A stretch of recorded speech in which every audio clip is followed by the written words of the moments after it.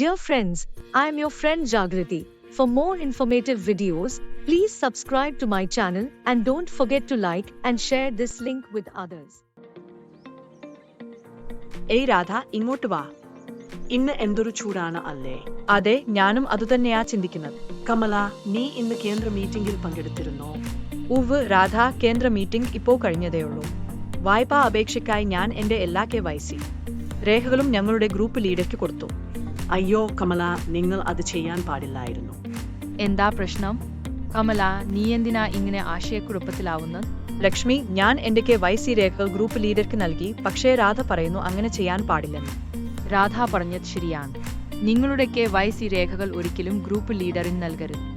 എപ്പോഴും അവ കേന്ദ്ര മാനേജർക്ക് നേരിട്ട് കൈമാറും. അവ സുരക്ഷിതമായി കൈകാര്യം ചെയ്യുന്നുവെന്നും നഷ്ടപ്പെടുകയോ ദുരുപയോഗം ചെയ്യപ്പെടുകയോ ചെയ്യുന്നില്ലെന്ന് അദ്ദേഹം ഉറപ്പാക്കുന്നു. പക്ഷേ ഗ്രൂപ്പ് ലീഡർ എന്തായാലും അത് സമർപ്പിക്കില്ലേ? അതെ, പക്ഷേ നിങ്ങളുടെ രേഖകൾ നഷ്ടപ്പെടുകയോ തെറ്റായ കൈകളിൽ എത്തുകയോ ചെയ്താലോ? നിങ്ങൾ അറിയാതെ നിങ്ങളുടെ പേരിൽ വായ്പയെടുക്കാൻ ആരെങ്കിലും അവ ദുരുപയോഗം ചെയ്തേക്കാം.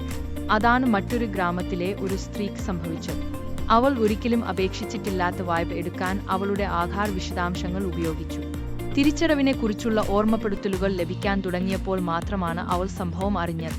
അത് ശരിക്കും മോശമാണ്. എന്നാൽ എനിക്ക് അപകടസാധ്യതയില്ലെന്ന് ഞാൻ എങ്ങനെ ഉറപ്പാക്കും? എല്ലായ്പ്പോഴും നിങ്ങളുടെ ആധാർ, വോട്ടർ ID, മറ്റു രേഖകൾ എന്നിവ സുരക്ഷിതമായി സൂക്ഷിക്കുക. ഫോട്ടോ കോപ്പി എടുക്കുമ്പോൾ എല്ലാ പകർപ്പുകളും ശേഖരിക്കുകയും ഒന്നും മറന്നുവച്ചിട്ടില്ല എന്ന് ഉറപ്പാക്കുകയും ചെയ്യണം.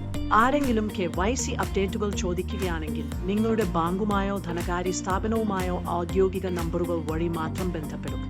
പരിചയമില്ലാത്ത ഫോൺ കോളുകൾ, സന്ദേശങ്ങൾ അല്ലെങ്കിൽ ലിങ്കുകൾ എന്നിവ വിശ്വസിക്കരുത്. സ്കാമർമാർ ഈ രീതിയിലാണ് വിവരങ്ങൾ മോഷ്ടിക്കാൻ ശ്രമിക്കുക. ലക്ഷ്മി, KYCയെക്കുറിച്ചുള്ള ഒരു സന്ദേശം തട്ടിപ്പാണോ എന്ന് എനിക്ക് എങ്ങനെ അറിയാൻ കഴിയും? സ്കാം സന്ദേശങ്ങളിൽ പലപ്പോഴും അക്ഷരപിശകുകൾ, സംശയാസ്പദമായ ലിങ്കുകൾ എന്നിവ ഉണ്ടാകാം. അവ പരിചയമില്ലാത്ത നമ്പറുകളിൽ നിന്നുമാണ് വരിക. KYC അടിയന്തിരമായി അപ്ഡേറ്റ് ചെയ്യാൻ ആവശ്യപ്പെടുന്നതോ അക്കൗണ്ട് സസ്പെൻഡ് ചെയ്യുമെന്ന് ഭീഷണിപ്പെടുത്തുന്നതോ ആയ ഒരു സന്ദേശം നിങ്ങൾക്ക് ലഭിച്ചാൽ അത് വിശ്വസിക്കരുത്.